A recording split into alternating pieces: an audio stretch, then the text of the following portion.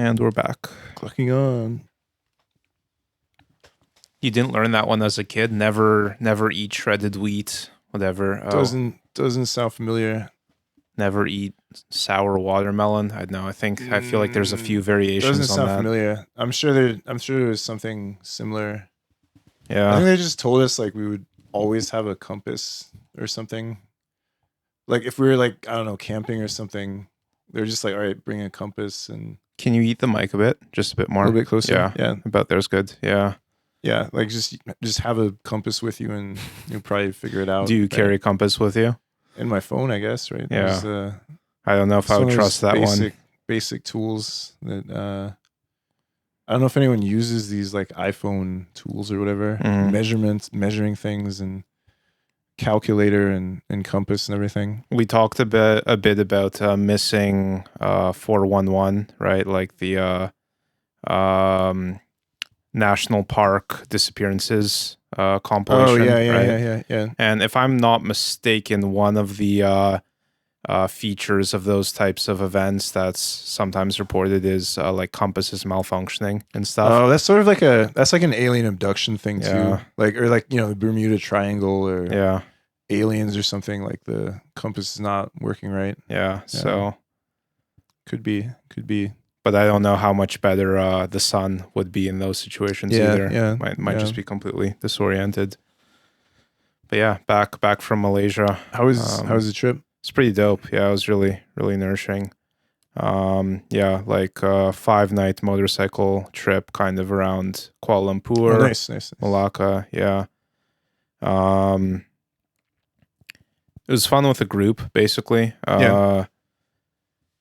And yeah, tasty food, interesting culture. Definitely very unique in terms of Asian culture. I think the built-in multiculturalism, which is just totally absent from like China and Japan. That's sort of what we talked about on that one episode earlier. Yeah. I mean, that's what I was sort of trying to suggest, I guess. Yeah. Where it's I don't know what you would even, like, it's more multicultural than like the US in a lot of ways. In a lot of ways, like, yeah. So it's hard to, I think people don't really, again, unless they've been there or know about it, like don't really. It seems very slept on. Like that's what I was like saying. I'm like, no one's like noticing it. Or Kuala Lumpur is like it's a pretty like impressive city. Like we did one night we're looking for something to do, and I ended up basically kind of plotting a scenic night cruise around the city where we basically took one elevated highway called SPE, kind of going south to north. Yeah. But it just went all around downtown, and you saw the Petronas Twin Towers, designed by Japanese architects, of course, and a few of the other kind of iconic sites. But yeah, it feels like a mega city in a way that Tokyo really doesn't. Yeah, it actually felt the closest to like Cyberpunk 2077. Yeah. In that, like, I don't know, that mix of, broken down shitbox cars contrasted against like crazy skyscrapers. Yeah. When I was in university and I was working with my friend Edmund Yo, who's again Chinese Malaysian director, right? And one of the projects we were imagining was this was literally something like that, like a Malaysian Blade Runner or something, which was going to be called Aisyah, which is Malaysia spelled backwards. Okay. So I was imagining like, so he came up, I think he came up with the idea and asked me to like flesh it out. So I was imagining like, what if there were like Islamic Mecca and stuff, like giant, like not Mecca, but like robot Mecca. Wait, you know what I mean? Robot Mecca? Like robot mechs, like giant like robots, Gundam. Gundams. Yeah. I was like, what if there were like Islamic design philosophy Gundams? Okay, that'd be pretty dope. And like, well, that's now what I think about it. So I was imagining stuff like that. I was like, what would like a cyberpunk, KL in like I don't know the year 2100 look like? So we were imagining this idea, and like I think he even filmed a few like shots of, like, if I remember right, we came up with a storyline and he filmed some of it, and we were going to do the special effects just purely with like models and toys, just like super, stop motion, old school stuff. So I was coming up with all these ideas, and like I was quite excited about it at the time because I'm like, I just feel like no one would like think to do that, I guess, to like or to like set something there in the future. And I think one of the reasons it didn't go further was he just told me like the Malaysian film board or whatever would like never like release this because they don't want things that are like too, they just want like silly, normal, right? Like they don't want anything that's like too weird or like, it's still like a pretty, censorship heavy, kind of culture. So I mean, me being me, I was like, how much exact sex and violence can we put in this, and like how can we like make it more extreme? And he was like, yeah, sex and violence are probably the hardest ones to get through. I was like, I would definitely want it to be like really. I still think about it sometimes because I'm like, this just seems like a cool idea, but it's probably one of those ideas that's kind of like unworkable or something, or like I don't know, I'm sure someone will do something similar at some point, and then once again I'll be like, oh, I had that idea like 20 years ago, and unfortunately it wasn't able to do it. Kind of execute on it, right? To get gotta execute on it. But yeah, on the kind of cultural aspect, it seemed like a very well balanced. The balance between, I don't know, Southeast Asian lawlessness and cultural conservatism was like really evident, I guess. Because people drive like 150, 160 on the freeway, kilometers per hour, but still fast, right? But the drivers are very alert, right? No one's on their phone, right? Like everyone's like very aware. Takes it pretty seriously. And similarly, like we unexpectedly befriended the local biker gang in Malacca. And did kind of a meet and greet type thing, chilled with them, had a few. Were they like Malay? Yep. So they're actually like Malaysian. Yeah, I mean, bikers. So Malay, Han, I didn't ask, honestly. I think Malay. But whatever, they're the locals there, right. One way or another.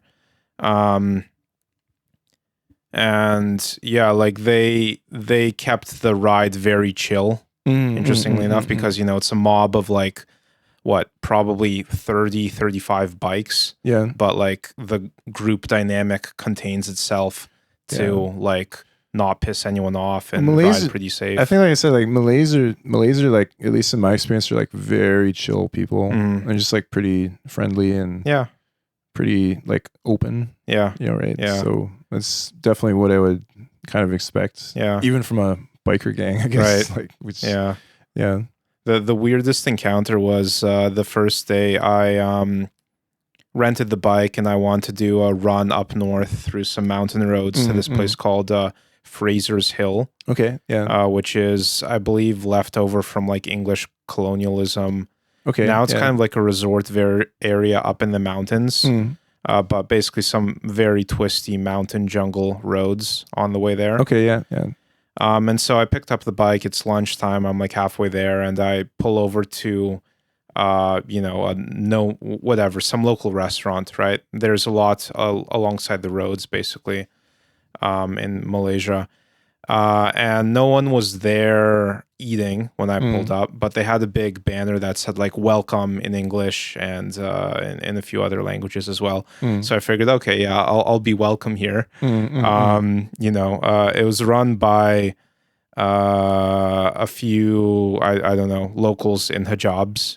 Basically, I guess it was a family, probably like 3 or 4 girls in their 20s and 30s, and then one matriarch in her 50s or something, or 60s. I pull up and I'm trying to explain, like, can I buy some food? Like, I'm hungry. And they're just kind of staring blankly at me. And I was like like, I'm in too deep into the interaction to just be like, I'm just gonna go now, right? So you're kind of like, oh, Yeah, but anyway, they didn't end up serving me. Oh wow, nice. But nice. the look, I like the younger ones were friendly. They're like trying to talk with me, but the older matriarch just, I don't know. It's like what? Yeah. Like it wasn't like bewilderment or anything. It did not seem particularly friendly or welcoming. Okay, yeah. But yeah, I don't know. I still don't really know what to make of that experience, but it's definitely interesting though, right? Yeah. Get some actual interaction with people, right? Yeah. Off the beaten path where they probably don't get too many tourists too much. Tourists. Yeah. Because when you're in KL, obviously, like we are in tourist trap central for the most part. Was it like as many tourists as Tokyo at the moment, or was it? There's a lot of tourists. There's also a lot, right? Yeah, it's a lot of like Chinese or other Southeast Asian tourists. Yeah, that's what I imagine. I mean, I imagine it'd mostly be Chinese. Yeah, some Westerners. Westerners as well. Not too many. It's pretty off the beaten path for Westerners, I guess, which is I think great still. Yeah. Yeah. I mean, definitely, you have the super luxurious Southeast Asian malls. Yeah. And some very low income areas in the city as well. So it's got quite a big range there. I felt quite bad for their economic circumstances though. Like I mostly spoke with Uber drivers. There it's Grab. Yeah.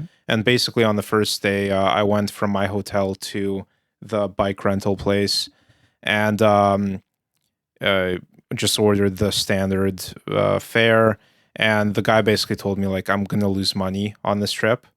Okay, the fare plus sitting in traffic plus gas. Like it wasn't going to add up for...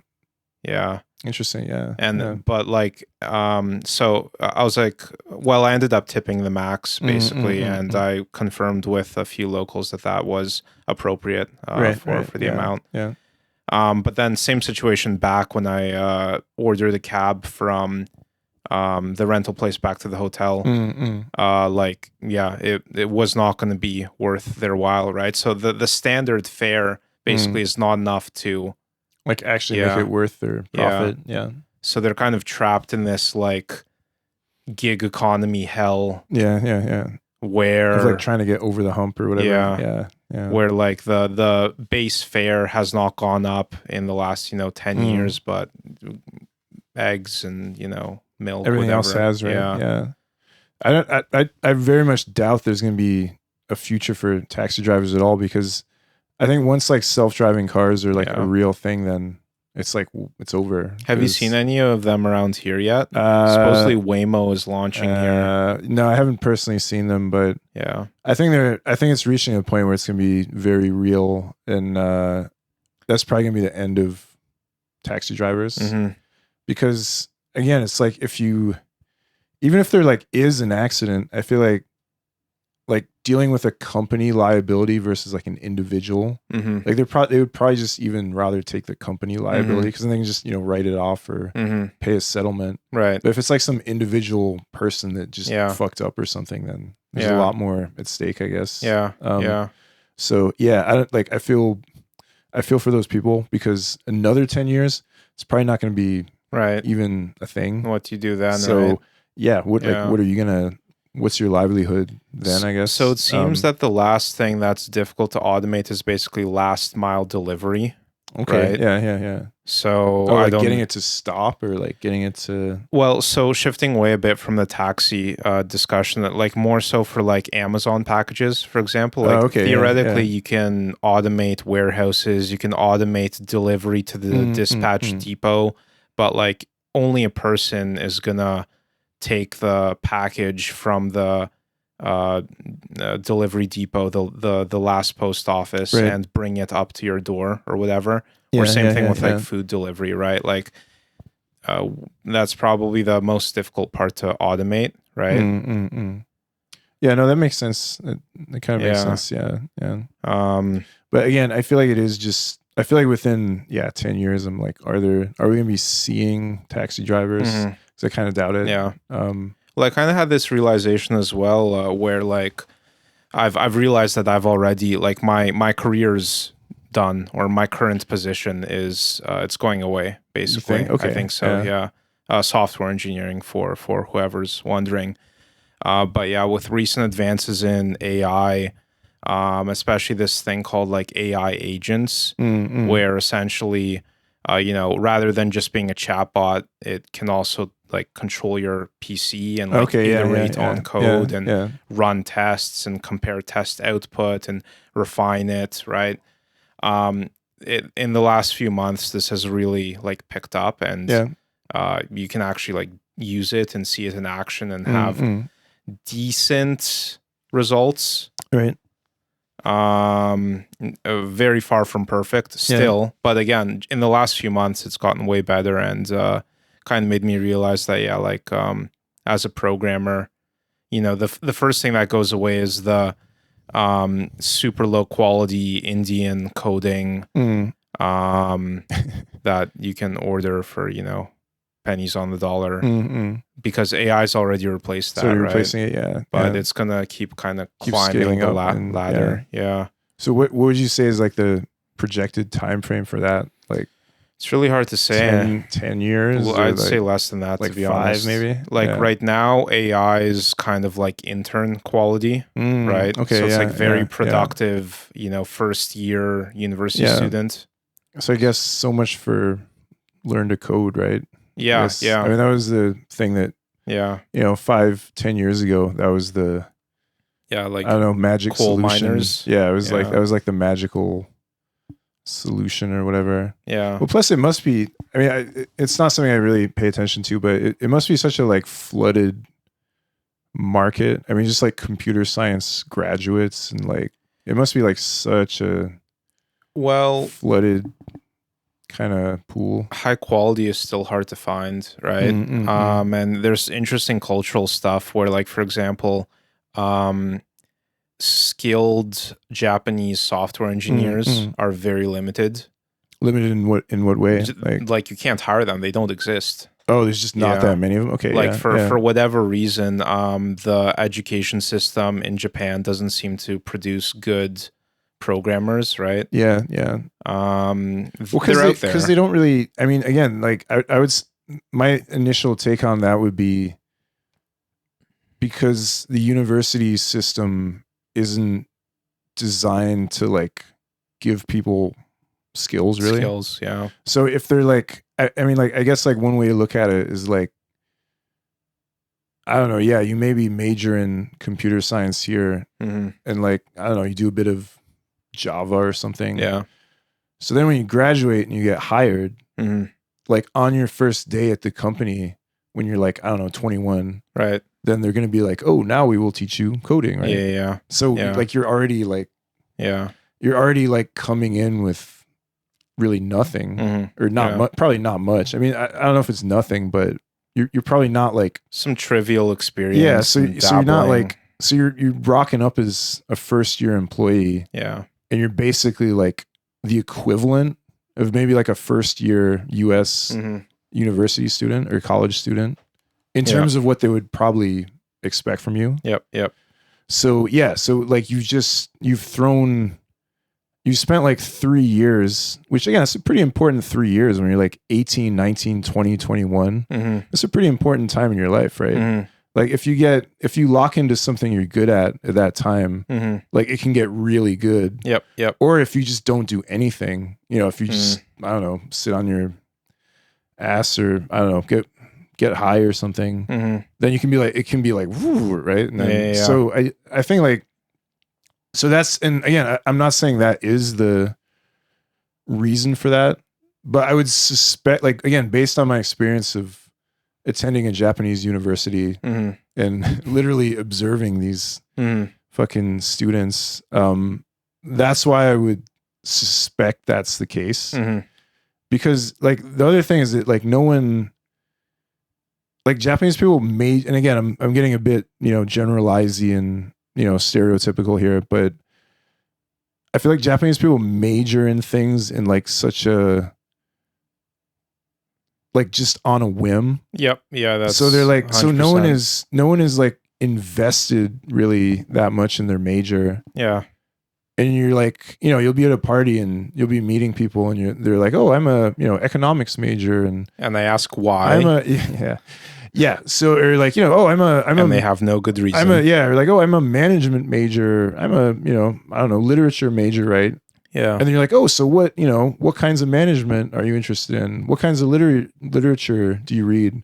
And they're like, what?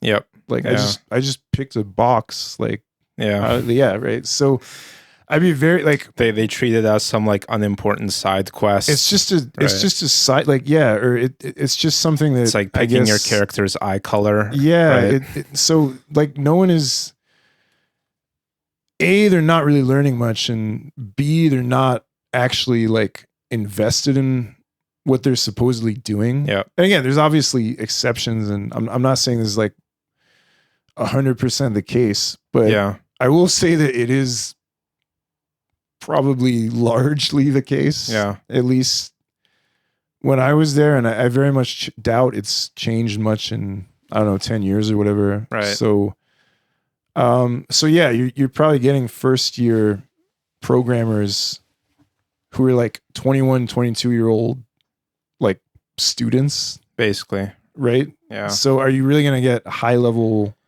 world class, labor out of them, I guess? Yeah. I don't know if it. So like in my university, and I think this is a common factor along other universities in the US as well, that are reputable for STEM, let's say specifically for engineering. Like the education you get is, I would say, very focused on kind of the fundamentals of logic or something, or like reasoning, or like, how do you think algorithmically, right? Like, in my university, computer programming is under the math faculty, right? Well, that's what it originally was anyway. Yeah. And if you look at like I probably spent more time doing integrals than I did like actually programming. Well, the people that, the people that invented computers were mathematicians. Yeah. Like Norbert Wiener or Alan Turing. Right. I mean, they're just mathematicians, right? So it's where it all comes from. It's pretty much where it comes from. Yeah, or like understanding how computers work at a low level, right? Like how does memory work? How do registries work? Like what is a CPU actually doing? Like kind of that fundamental, because you can Google how do I write C++, right? You can Google how do I write Python. Like if you go to a technical college, that's probably what they'll teach you. Like, Python, you use this command to do this, right? Yeah. But like all that's besides the point, because you can just pick that up. But like the fundamentals of trying to like orient you to being able to do it. How do I architect stuff? How do I like just think about the bigger picture of what it is you're doing? Like that's the actual kind of foundational skill. Yeah. And as you're saying, it seems that that's essentially what's lacking in Japan. It's totally, but somehow they produce Nikon and Sony and Canon and I suspect there's a high level bracket of like certain high level universities, I would say, that are like almost prohibitively competitive. I would say that like those like Todai or something. Yeah, like I would say like that. Once you get to that level, then they're going to be operating the standard, world class. But I would say like the mid range or like mid tier. The other thing is that like Japanese companies don't want you to be. The weird thing is that they don't want you to be too specialized. So they want to be able to like move you around within the company and give you like some completely different duties, which again sounds good. But then it kind of, I feel like in practice, it kind of does end up with like, okay, then all they're really looking for is like a total 21-year-old noob that knows nothing and is interested in nothing. And is just going to do literally whatever they tell them to do. Right. Yeah. Yeah. So it's like, oh, now you're working in the printing department. 6 months later, oh, now you're taking orders. Oh, 6 months later, oh, now you're a programmer, right? So they want someone that's like flexible in the sense that they can they have no focus almost, and they're just like doing whatever. Yeah. They're like all-purpose employees. I'm just amazed that anything of substance comes out of this country at all, right? It's like how do they... Yeah, and again, I would say that it's almost, and again, I'm not an expert on this, and like if anyone is listening and cares enough to, disprove me or call me out, go for it. But I would just say again that like it seems like the world-class stuff is almost entirely the product of like the extreme upper bounds, whether that's medicine or technology, or you mean like Japanese world-class creations? Yeah. And I think the vast employee base is operating on a much lower level. Yeah. Right. So I don't know, like this might not be a bad example. Do you know much about like Hideo Kojima? Oh, the Metal Gear developer. Not much, maybe. Like I'm just trying to think, like, who can we pick out as an example of like Japanese visionary or once in a generation talent that drove Sony, that drove whatever, Yamaha, Kawasaki. Like where does that, because the creation is amazing. I think it's kind of a generational thing too, in the sense that like, if you go back to that, it's sort of like, I feel like this is one way of asking like, why was it a bubble and not just normal? Like, why doesn't Japan then run the world? Because it doesn't. Yeah, it doesn't. Yeah. And it hasn't for like what, 30 years. Yeah. But it's like in the 80s, it seemed like it would, because they were buying, like, they're buying property in the US, and there's all this like, I mean, I'm really dating myself now, but there were all these like movies and books that were like almost like second wave Yellow Peril.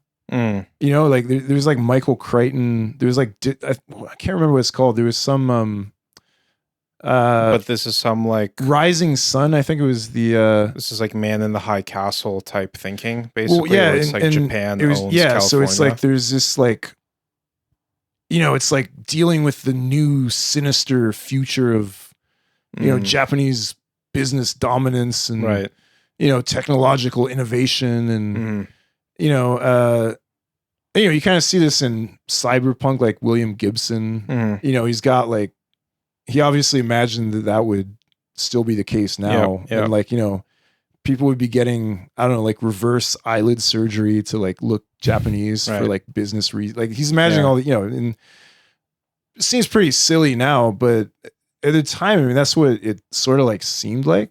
So there was this, super like, oh, what's this scary, Japanese revival that's going to conquer the future, and how do we learn to deal with like Japanese thinking and business practices? And, like about 5 years later, I mean, it was just all a smokescreen. But so I think that's maybe one way of answering it, is like, there's maybe like about one generation, and Kojima's not super young either, right? He's not super young. Right? I think he's of that generation. It's probably like what, 50, 60 or even older. That sounds about right. So what, he was like in his 20s during the bubble? Yeah, he's probably like, a young man, or a 20s or something.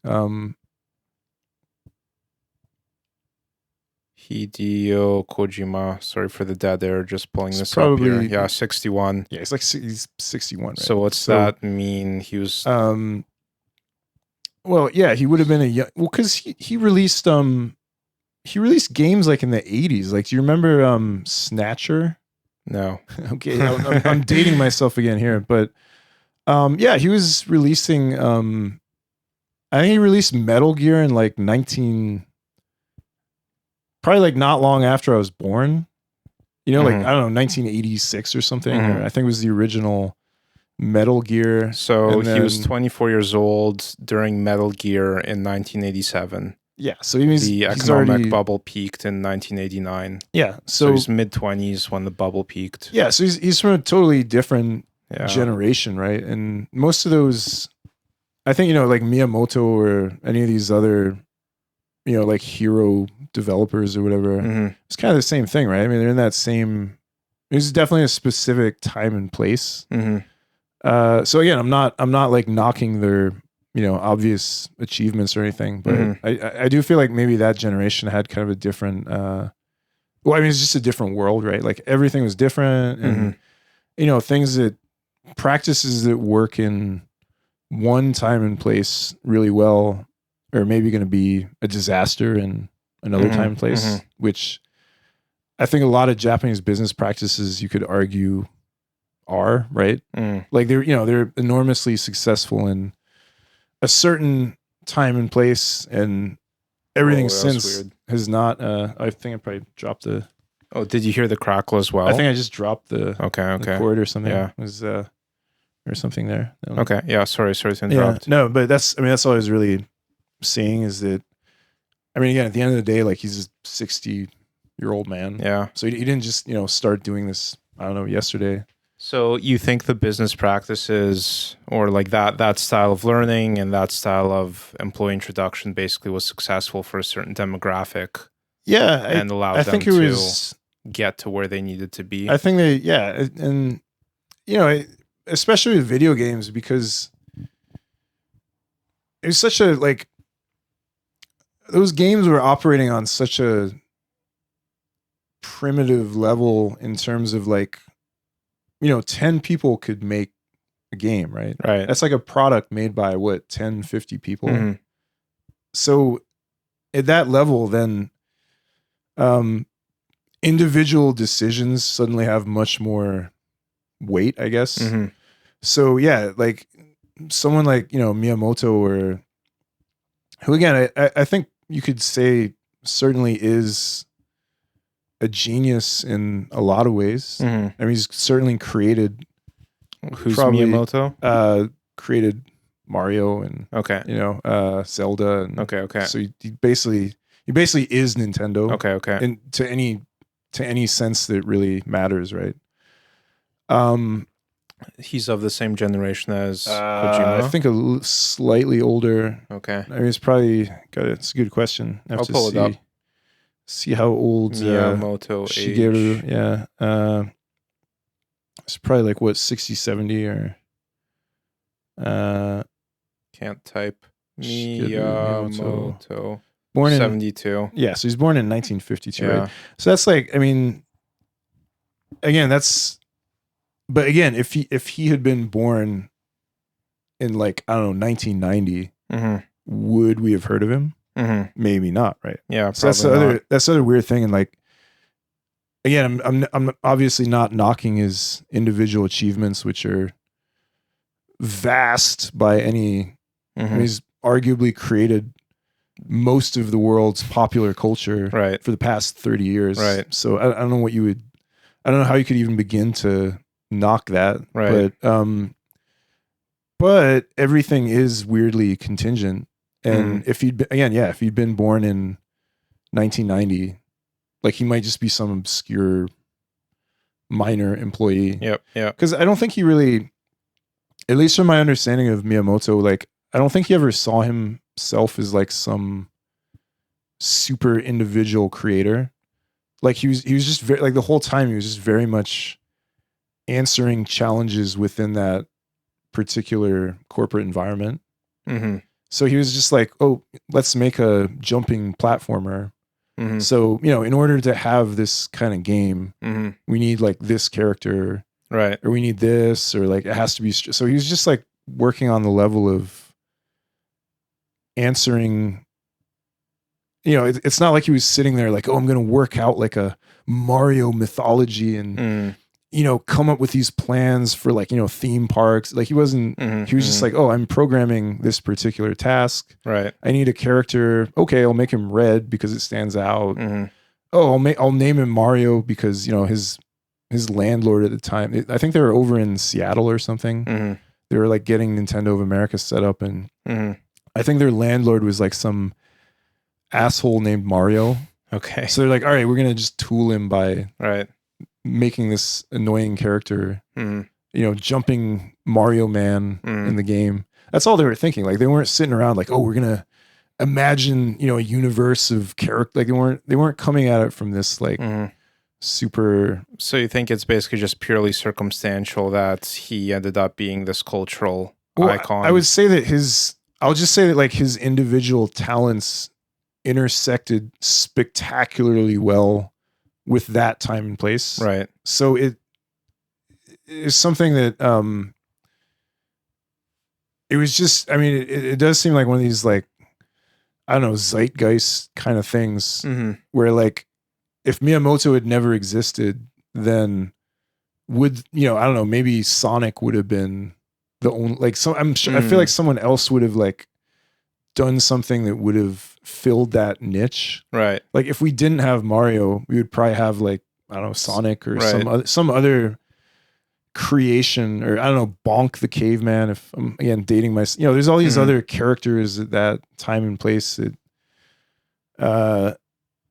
could have become could have become the thing. Right. If, Mario hadn't taken off like it did, but it did. Right. Right. So in hindsight, it's easy to be like, oh, the individual genius of Miyamoto was, responsible for, I don't know, everything we have now. Right. But like, I feel like he doesn't even see it that way. And, he's a pretty humble dude, actually.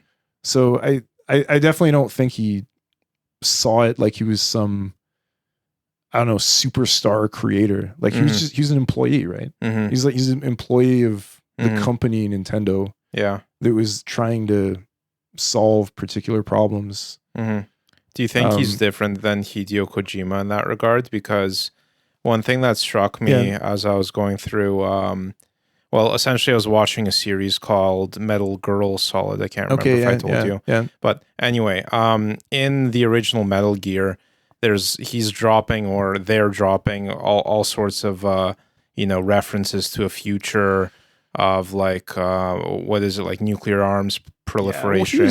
And he was trying to do that from like, if you should look at Snatcher. Private military corporations. Yeah. He created he directed this game called Snatcher, which is like a cyberpunk video game. Okay. For, I think it was the Mega Drive.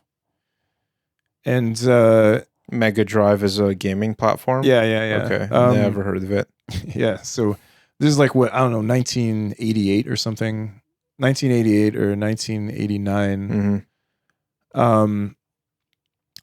And like it was sort of like this is way ahead of his time, right? So this was sort of like the first game that was like a movie as a video game. Right. Okay.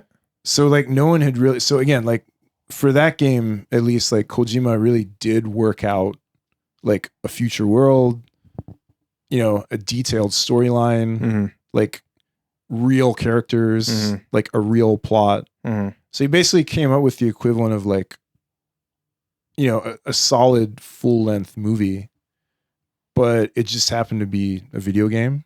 Right. And again, he's kind of dealing with the limitations of the hardware. So, it's very like, I don't know, it's almost like static images, and, the actual gameplay is pretty, I don't know, minimal, I guess. But that was obviously his focus, right? So his focus is obviously like, I'm going to actually use this to create like fiction. Right. Whereas Miyamoto is like, I don't think Miyamoto would ever have thought of what he was doing in those terms. Like he definitely wasn't like, oh, I'm trying to tell like a novelistic story. He's just like, oh, Mario jumps and hits this, and then he's just gameplay, right? Mushroom pops out and grab it. Just purely, I feel like his approach is just purely kind of mechanical gameplay. Yeah. So everything else is just sort of like, I don't know, a consequence of that. Right.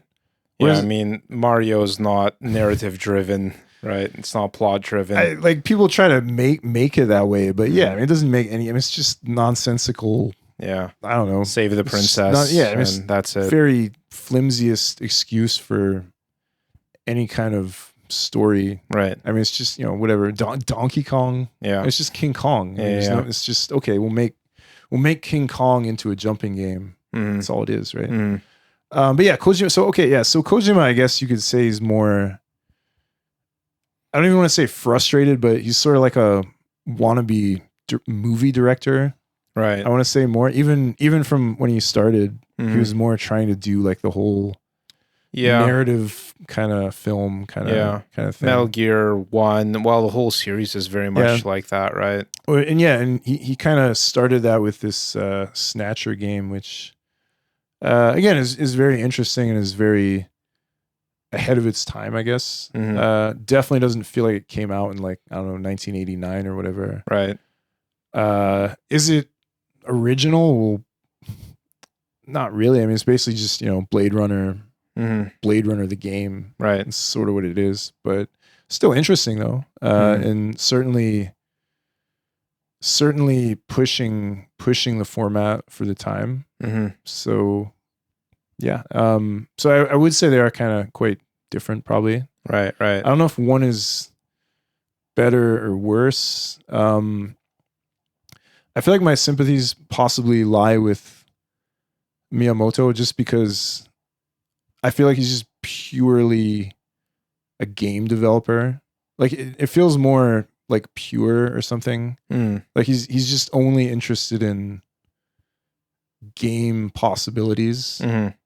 Like he's not trying to be like a, I don't know, writer or director or anything else. So and I think he always like prioritizes that over like anything else. Like I think the Wii was mostly his idea too.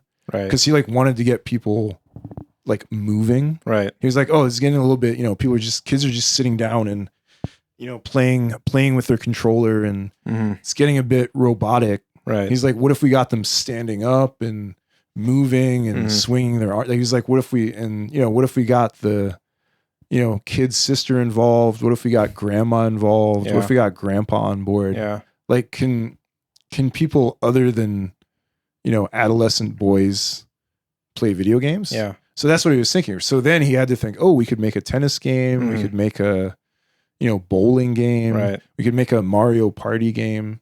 Yeah, I was playing, a friend's son, I guess, who's, 9 years old or whatever, was playing some Kirby game on Switch, on the TV. And basically he just like grabs the second controller, like pulls it out from the console and hands it to me, and now I'm playing as well. It was that level of like smooth drop in. That's what like Miyamoto wanted. Right. He was like, video games should be social. Right. They should be physical. Anyone should be able to play them. There shouldn't be like weird barriers to entry. Like you shouldn't have to like know about other games. You shouldn't have to like, I don't know, have had some other console. Right. Like everyone should be able to enjoy it. It should be social. It should be physical. Right. So that's how he thinks. Right. Like he's not sitting there like, oh, I want to tell a narrative about, I don't know, future like he just doesn't have that same kind of gear, I guess, mindset, I guess, which again, like everyone's going to have their own, which approach they prefer. But I definitely feel like Miyamoto is more like pure or something. Like that's all he is. He's a game developer. And he's just always thinking in terms of the medium. Like he's not trying to like smuggle in, I don't know, like a film script or something. He doesn't have like other ambitions that he's trying to, I don't know, come up with. Yeah, I guess the fact that Hideo Kojima was able to smuggle in those things is something. I mean, it's definitely, some kind of extremely talent. Admirable. Yeah. I don't think there's any right or wrong, but kind of less pure. Could have just as easily flunked, right? Yeah. Could have the execution could have just not panned out, but I guess and you could argue that, I mean, things like Snatcher and even kind of the original Metal Gear for the Nintendo, I mean, I guess they're like classics in some ways, but are you really gonna like, you can like playing them now versus playing the original Zelda now. Like I can easily drop into original Zelda and I'm going to get sucked into that like 40-year-old game. But if I tried to play like Metal Gear 1 on Nintendo, like I'm going to be like, okay, I see what he's trying to do, but it's not, the tech isn't there yet. Right. And like it just, so I think that's the difference is like even like the stupid limitations of 40-year-old hardware. Like Miyamoto was able to crank out masterpieces even with them. Right. And possibly because of them in a weird way. Like the weird limitations maybe led to some of those games being as good as they were. Whereas like Kojima, obviously if you give him a monster budget and, you know, future hardware, like his stuff's gonna be better. Right. But it, again, because he's maybe not like so fixated on those like gameplay, I guess. It's more like he does have some kind of like vision or something. Yeah, there's changing gears a bit, but still in these sort of older Japanese creations. Yeah. Just checking on time. Yeah, probably another 15, 20 minutes, Still something got some like time, that. Yeah. There's just one more final yeah, please. Just one more final footnote. Like there's a lot of other I want to say like unsung like kind of geniuses from that period. Like the guy that made Mother or Earthbound, I think his name is Itoi Shigesato. Like that guy's kind of a slept on quasi genius, I guess, too. Mother's a game. Yeah. Okay. And it was I know the movie. One of them was translated as Earthbound for Super Nintendo. Earthbound, yeah. And also very interesting game series that tried to do weird things that like most games of the time weren't doing. And I think he had no technical background. I mean, I think he was like a newspaper columnist. And I think he just like called up Nintendo and he was like, you know, Mr. Miyamoto, like, I'm a fan of your work. You know, I'm like, he basically just sent his resume. He's like, you know, I'm a pretty well-known, you know, reporter and journalist. And I love your, you know, video games and I want to make one with you. But he had like no technical background or, you know, he wasn't like a programmer or anything. He's just like, yeah, I want to direct a game. I want to work with your team. Can we do it? And Miyamoto was like, all right, if you think you can do it, right? And he did, right? And yeah, so the games that he created by working with Nintendo kind of do have that classic status. There's almost, I would say they're very much like cult classics, but he was definitely thinking in ways that like other developers like weren't. And again, he probably was sort of, I feel like that guy is kind of like Itoi is kind of like the middle ground between the two, between maybe Miyamoto and Kojima. Because he's very much like thinking like someone who just wants to play the games. But he also does have like weird, you know, kind of character ideas and fictional ideas that maybe were kind of like over people's heads at the time and maybe like deeper than so what role did he end up playing on the team? Well, he was just like the director. Okay, so he just like pure visionary. So like, he would be this like, is good, this is not good. Yeah, so he would just tell them what to. He'd be like, oh, I think our combat system should be, you know, turn-based, but we should have this. And then the developers would be like, okay, we can probably make that. And yeah, sometimes they'd be like, yeah, we don't really see where you're going with this. Like, it's a pain in the ass to code. Can you like think of something else? And then he'd just be like, oh, okay, yeah, you know. Interesting. Yeah, I mean, coming at it from like a player perspective, rather. Well, yeah, like, he was just coming up from a, you know, kind of fan player perspective. But I mean, you know, he's obviously a very creative individual, so he was able to make it work and come out. There's a few others. There's that what's his name, Yokota, I think, did Star Tropics and a few other. He was almost like more into the hardware. Like I think he built all those like Power Glove and that little robot. Like he's more kind of into What's hardware, his name? Yokota, I think Gunpei. Try to remember. Trying to remember what else he did. Yeah, he did Star Tropics and some other very highly regarded games from that period. Yeah, I don't know any of these Star Tropics. Yeah, just again, like, that's why I'm saying they're kind of like slept on visionaries. Daniel I guess. Takeda. Yeah. Oh, I think Yokota created the Game Boy too. Yokota. I don't see a Yokota. Yokoi rather. Yokoi Gunpei. Okay, Yokoi Gunpei. Yeah, so he was and again, I think his perspective was maybe like he was coming at it just from the perspective of like a toy maker, right? So that's how he saw it. He was like, I'm making electronic toys, which they are, but again, it's probably not how people would. I think he created like controllers. Oh, like the physical controller. Yeah, like like D-pads. Yeah, like I think he created that. Huh. So he like shaped the very interface through which video games have become standard. Yeah, right. So that, but I mean, most people probably don't know his name, right? Yeah, he designed the D-pad. Yeah. Game and Watch Donkey Kong. Yeah. But I think like before he was doing that, he was just making like other electronic toys, right? So again, he's not like someone that's like coming in like, oh, I'm trying to be like a visionary storyteller.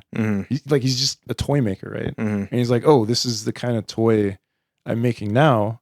So I need to come up with, I don't know, a story or some other, a controller or like a stick or like, so he's thinking of like physical things he can.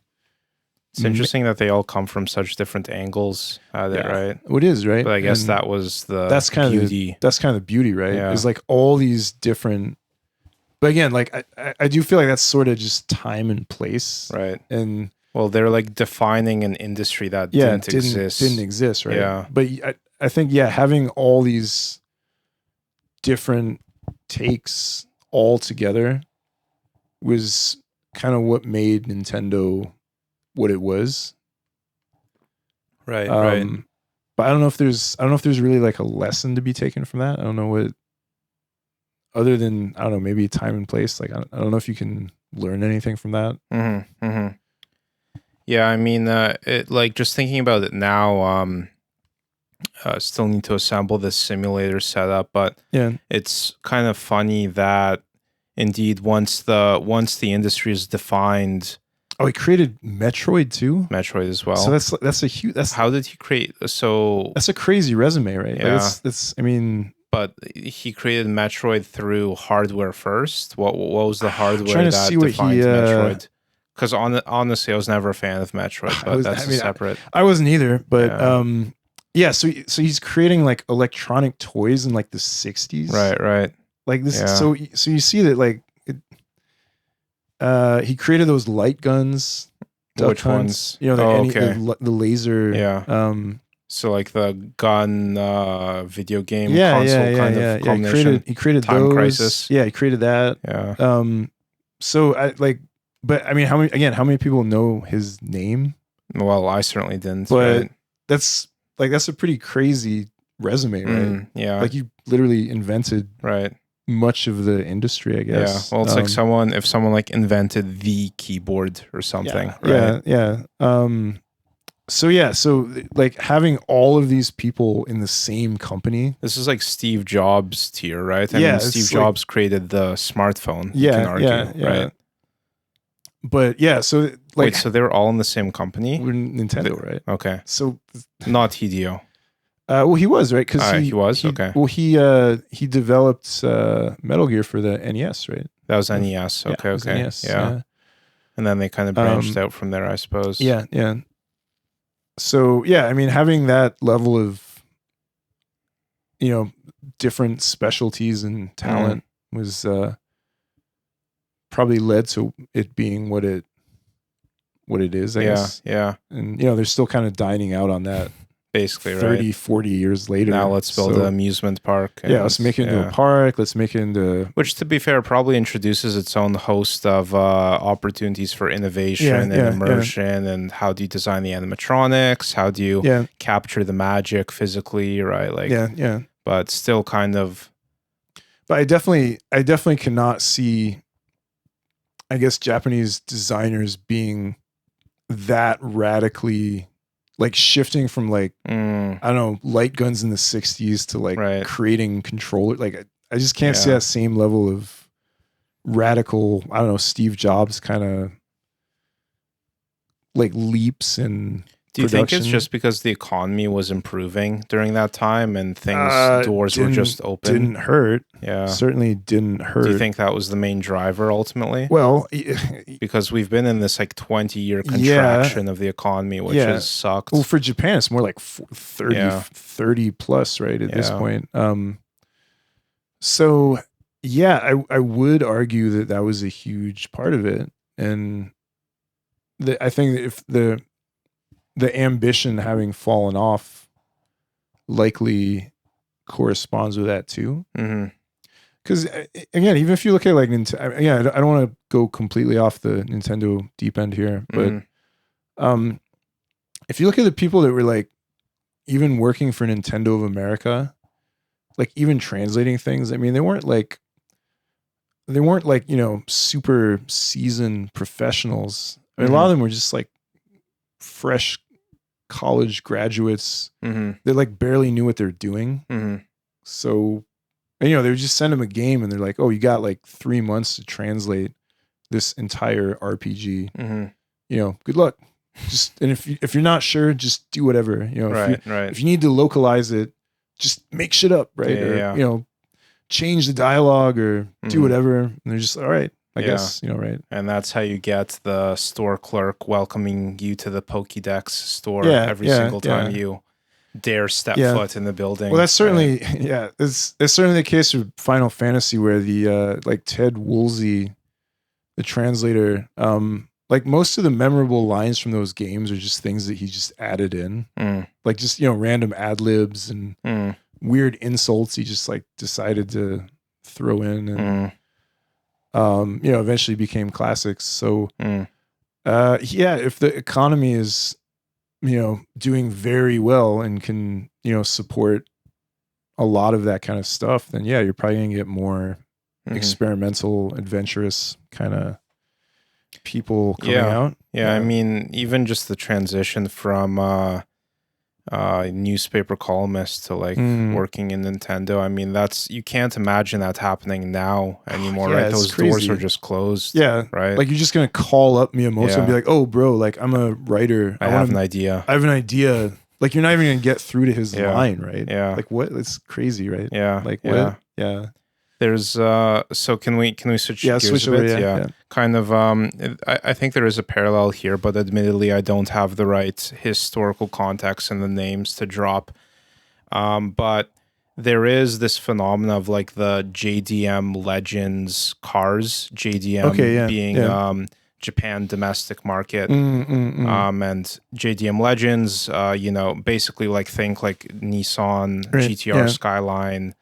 You know, drawing a blank here. I'm fasting and my brain doesn't work as good as it should. I actually haven't really eaten anything today either. Oh, so my brain is also, but not from conscious fasting. I'm just lazy. Advantageous laziness. Advantageous, Mateo put it. Definitely need some calories. But, but basically, so what else was there? Nissan GTR Skyline, like Honda Integra Type R, Honda NSX, Toyota MZ2. I mean, there's a whole host of cars that came out of that era that are still celebrated now for essentially their very engaging driving experience. And what's very particular about these cars is they were all way over-engineered. Okay, yeah. So they came from the factory at, I think, 289 horsepower, because at that time, basically, there was this gentleman's agreement between the Japanese car manufacturers, because leading up to this time, basically, they're competing with each other to create the fastest production vehicles possible. And it just got way out of hand, right? Like you started having like... So having like an arms race. Yeah. Like motorcycles that were way too fast, that they essentially said, okay, we're capping the maximum speed at 300 kilometers per hour. Like, let's not, like, we're going to kill someone basically, or well, kill more people by creating super powerful motorcycles, street legal ones. But yeah, same thing was happening with cars, where they're basically like, okay, like, let's chill out, let's cap the horsepower, and it's not legal. It's not a legally enforced limit. This was purely just company to company, Japanese social context, unspoken agreements of the cars will have a horsepower limit, but the engines were capable of supporting 3 times that horsepower with minor modification.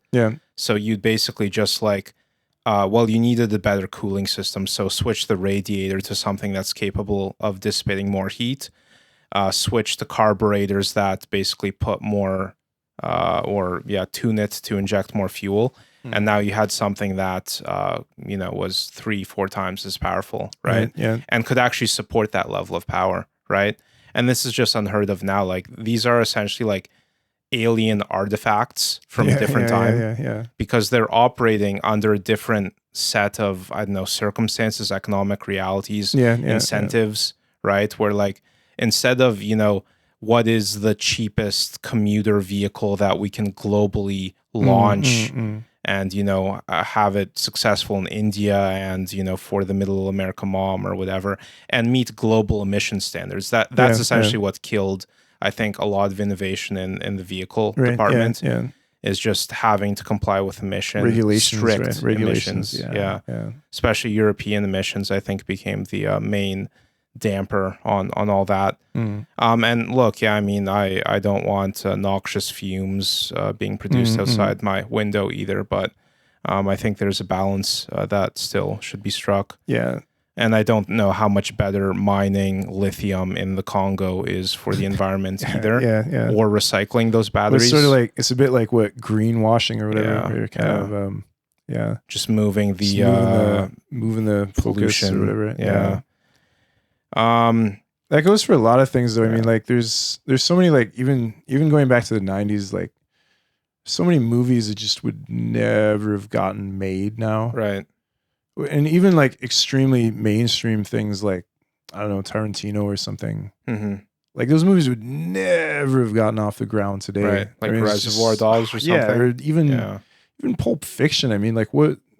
There's no way that would ever have gotten, even by a smaller studio. Why do you think that is? Just the risk of the neo-passeist kind of and trap. It's just a risk, and there's just the economy just doesn't have that much wiggle room where I think you could justify investing in a project like that. Right. Which, back then it was very much like, I feel like the 90s sort of did have that like film speculator aspect. Right. Where a lot, and certainly in music, I mean, music is the ultimate. Major labels in the 90s, I mean, that was the ultimate, we're going to bankroll something totally off the map on the odd chance it's going to blow up. Because we've seen weird things like blow up, right? So yeah, like some Japanese noise band that's like, straight screaming for 90 minutes and, 2 notes alternated.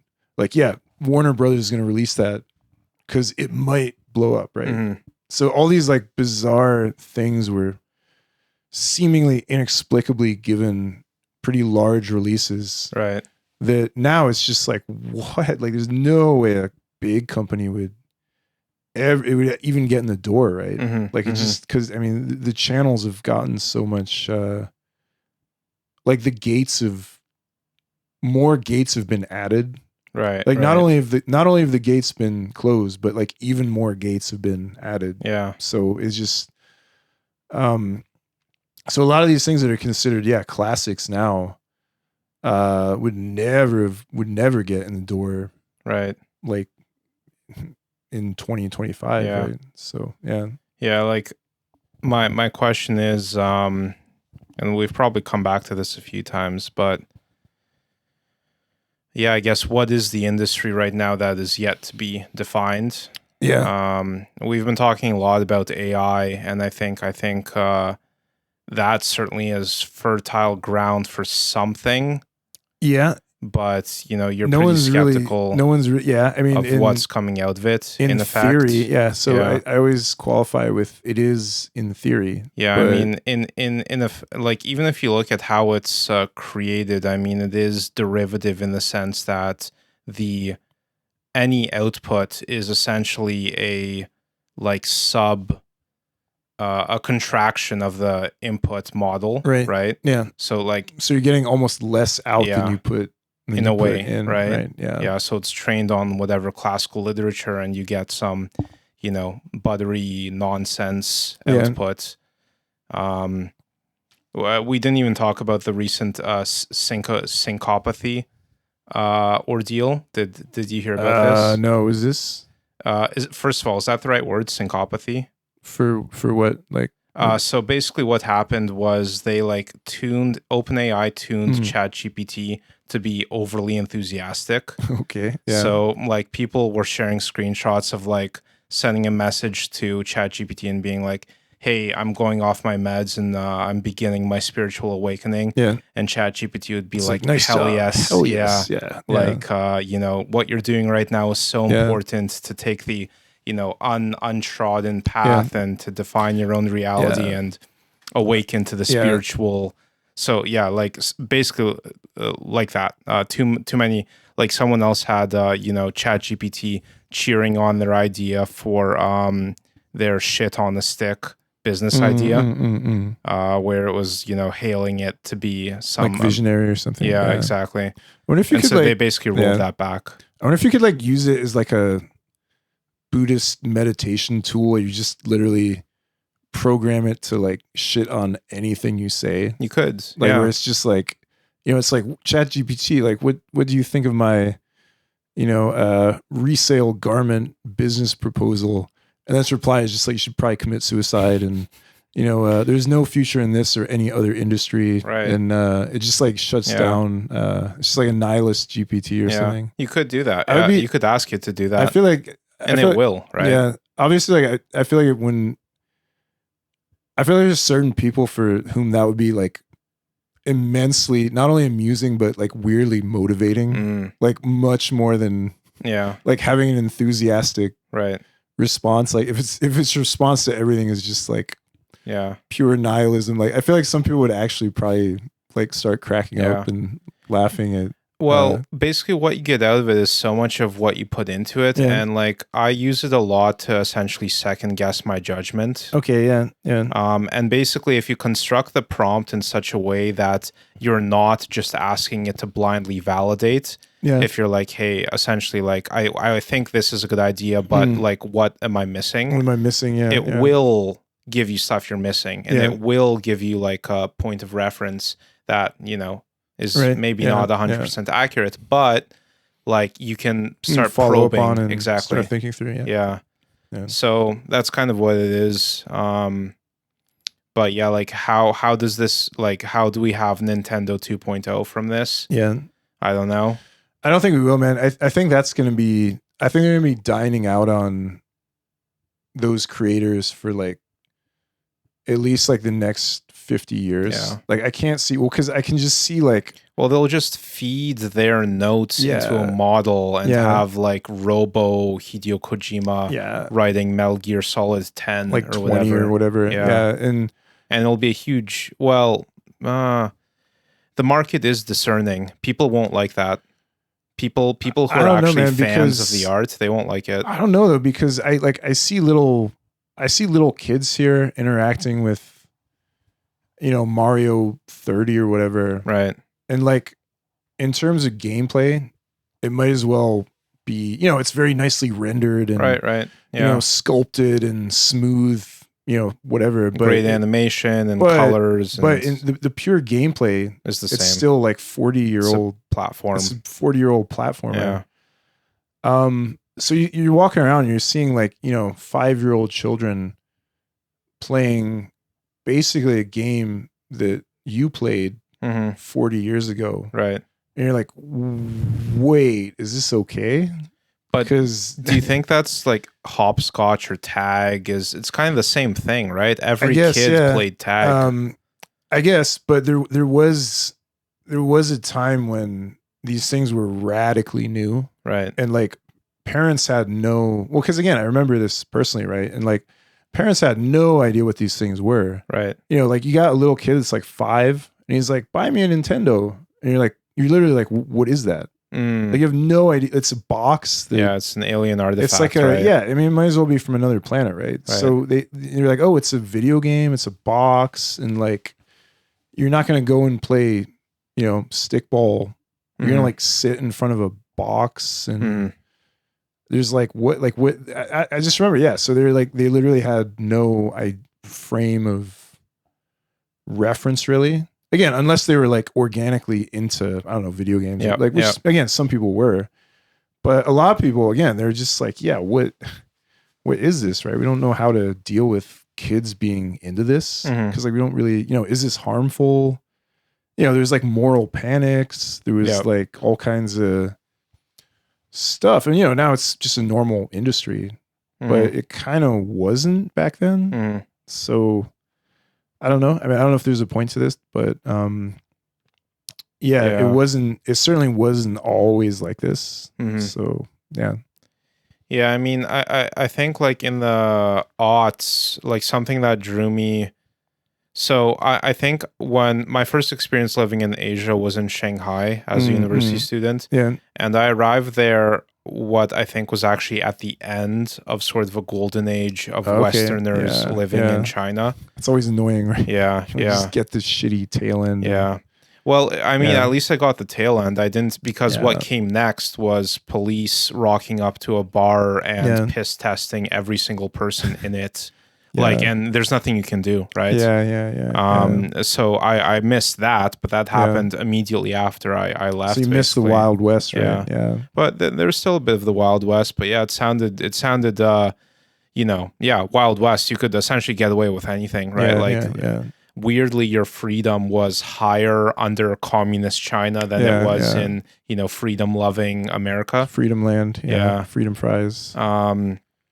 I think and one of the things I miss about living in China was the freedom I got during that time, in the feeling of whatever chaos you create is minuscule compared to everything else happening around you. Yeah. So you felt like immensely liberated in that regard. Right, Meanwhile, in Tokyo, and sorry, I might have mentioned this, but it's kind of claustrophobic because you're constantly like self-policing your behavior in a way. To be fair, there is a huge amount of utter wankers coming here, and like now, there's even more on the way. So sort of, unfortunately, like it is like a negative feedback loop where it's like the restrictions get more because people are being more and more utter fucks, right? And just doing stupid shit and trying to get views or I mean, some people are you thinking about the boombox kid on the subway? Did you see that one? I'm not even thinking about that, man. I just mean even people that are just like, I don't know, doing, Karen tier shit or like just being disrespectful or like just to a level that's honestly pretty like ridiculous, I want to say. So unfortunately, it is kind of like that negative feedback loop kicks in after a while. What do you think that is? How do you mean? Like, well, okay, so maybe that's the wrong question to ask. Negative feedback loop. Well, if there's no like, if the bar is lowered to being here, then you're gonna get low bar people. Yeah. So like, if you the bar has historically been high, right? Well, that's what I mean, right? So I has think, it gotten easier? Certainly. Well, I mean, the low yen. I mean, anyone can. As a vacationer, rock, for sure. Yeah. But even sort of. I just think, yeah, if you don't have to like, if you don't need to like learn anything or like qualify for anything to be here, then yeah, you're gonna get completely entitled, low value randos that are just gonna treat it like a, I don't know, shitty playground and not take it seriously, be disrespectful, do stupid shit, you know, try to get attention or like do, you know, whatever, right? They're just gonna treat it as like, what can I get out of this, right? And I would say that's certainly the case at the moment to a large extent. Yeah. Yeah, I see. Yeah, so I know Fertile Ground is a different city, is a different industry. Bukuro boys become Bangkok boys. I think there's already enough Bangkok boys there. I think Bangkok has passed probably. Yeah. But yeah. Might have to go to like, I don't know, Bukit Bintang boys. Kazakhstan or something. Could be, yeah. Mongolia or something. Yeah. I feel like Mongolians wouldn't put up with any guff though. They would probably just very quickly, I don't know, knife you or something. Right. Like, yeah, I mean, plenty of open spaces to dump bodies in Mongolia. Not sure the entitled tourists should rock up to Ulaanbaatar or whatever. Yeah. Probably might get more than they bargained for. But yeah. Yeah, well, let's leave it there, right, I suppose. Anything new you want to plug on neo-passeism, neo-decadence? No, but wow, Americans are like, I'd hesitate to say that the account is blowing up again, but it's certainly getting a lot of engagement. It's getting traction, it's getting a lot of engagement. And hey, this too, by the way, where people are watching, which is great. They're watching. Yeah. But wow, Americans are fucking keyed up, man. Like, I don't know what to, like, I know that you all need like 20 different drugs just to make it through a day, but like, it doesn't have to be that way. And like, I know that like not everyone can just like leave for various reasons, but what's going on? What's the engagement? It's just like for me. Americans are just so on edge and they like they take everything personally. Like nothing is ever just like a abstract discussion. Like everything is personal and like everyone's on edge.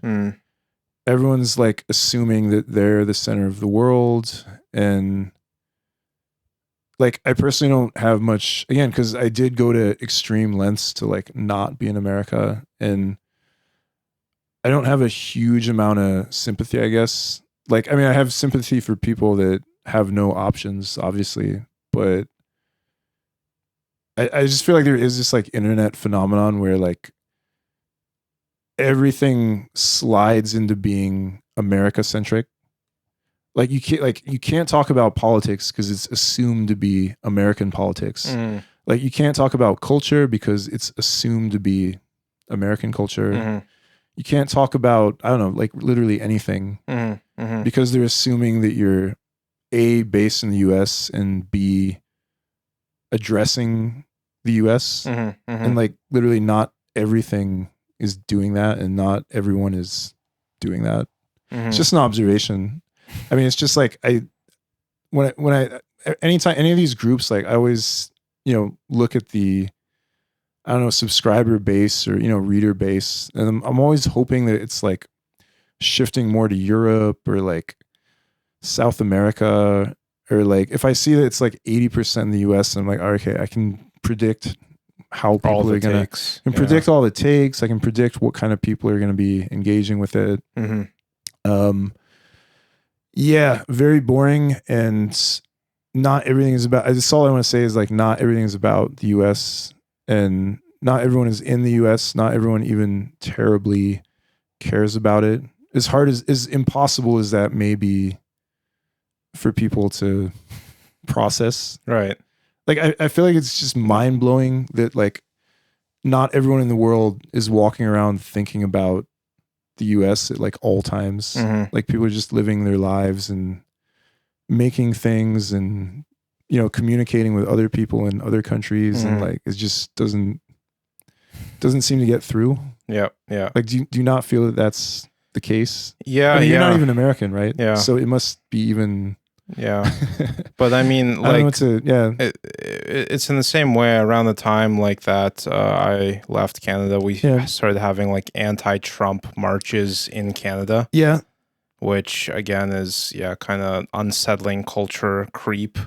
And I mean, talking about Canada, I think the main issue with the culture is so much just seems to be invested in this idea of like, oh, we're not the US. Yeah. But that's another kind of are. That's another trap because like if you fall into that, then you are. Yeah. So that's another trap. But I always try to pitch things in a way where I'm not, because again, it is very low on my list of actual interests or concerns. So I always do try to pitch things in a way that's like not too obviously only within that little boring sphere, I guess. One interaction I saw on Substack was someone posted, I think they're basically like, hey, instead of reels on Substack, like here's 5 ideas of features that would be like really amazing to have. And they're like, filtering like folders to like put save posts in, or like notes feature, like how do I add a note to a post without commenting or whatever, and gave a few examples. But basically I saw someone comment and they're like, this is a great like post.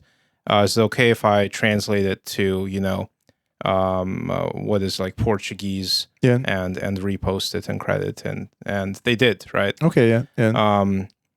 So I wonder, like, A, that's a great interaction. Yeah. B, I wonder if that's one way to get some ideas into the hands of non-Americans. Yeah, well, translation is one, like good translations and sharing things is obviously one way to accomplish that, or one way to do it. But the Anglo-Saxon cultural bubble is real, right? And it's so real, and I just hate we need to start tweeting in Thai to get that Laotian. I had periods where I very seriously thought like I should just try to just completely like not only all Japanese all the time, but just like in terms of writing too, and like internet, like just hard ban. Everything except Japanese internet. And I never had the guts to go through with it for various reasons. I don't know if it would be much better. I don't think it would, but I'm seeing a lot of dog shit tier Japanese content. It wouldn't. Well, that's another reason. Like it wouldn't, in reality, it wouldn't be better. Right. But it is just that temptation. Like there's just times we get so sick of the United States and its overemphasis on itself at the expense of anything else that,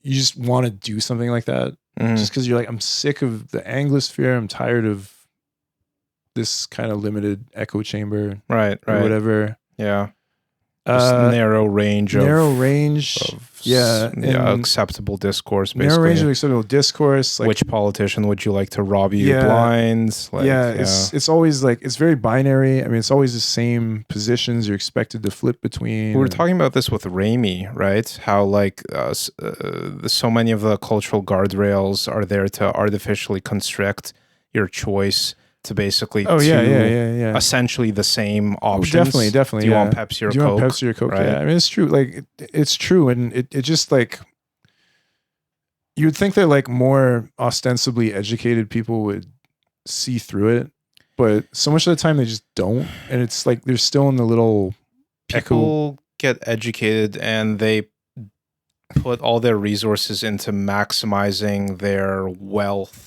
generation within the context within that context, but, and this whole idea of like, oh, you can change the system from within it. It doesn't really seem that way.